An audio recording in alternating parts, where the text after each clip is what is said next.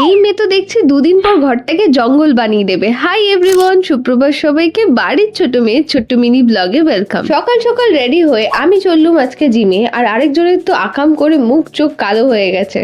তাই বন্ধুকে আরো বেশি ডিপ্রেস ফিল করিয়ে আমি চলে গেলাম জিমে। উইকে আমি 2 ডেজ করে লেগ ওয়ার্কআউট করি, তো এর জন্য আমি করে নিচ্ছিলাম ওয়ার্ম আপ। অলরেডি 2 বার লেগ ওয়ার্কআউট করতে গিয়ে বড়সড় গল্প করে দিয়েছিলাম, তাই ওয়ার্ম আপ তো আমি একদম স্কিপ করি না। যদিও ওয়ার্কআউটটা লেগ প্রেস দিয়ে স্টার্ট করেছিলাম, বাট এত কিছুর মাঝে ভিডিও নিতেই ভুলে গেছি। এরপর কোন রকম লেংড়ে মেংড়ে ওয়ার্কআউটটা কমপ্লিট করে চললুম বাড়িতে।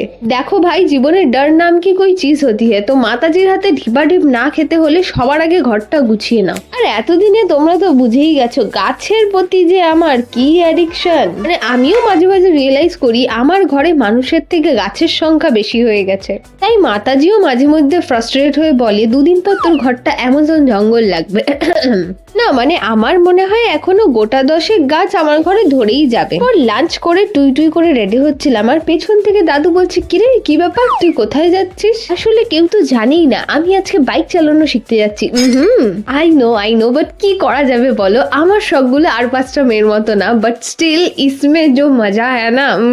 মানে আমার এতদিনের শখ যে আমি বাইক চালাবো, বাট ওটা আমি শিখে গেছি। আহা, মানে আমি তো ভেবেই গেছিলাম ধ্যাপধুপ করে পড়বো, বাট এরকম কিছুই হয়নি। আর এটা চালানো যে এতই সহজ হবে আমি তো ভাবিনি। যদিও বাড়ি আসার পর একটা বড়সড় ঝাড় খেয়েছি, বাট তাও বেশ মজা হয়েছে। তো চলো এখন আমি বসি স্ক্রিপ্টিং এর কাজে। তো আচ্ছা চলতা হো দুয়া মে ইয়াদ রাখনা, এরকম দুষ্টি মিষ্টি সিরিজ দেখতে বাড়ি ছোট মেয়েকে সাবস্ক্রাইব করতে ভুলো না। টাটা সবাইকে, হুশ।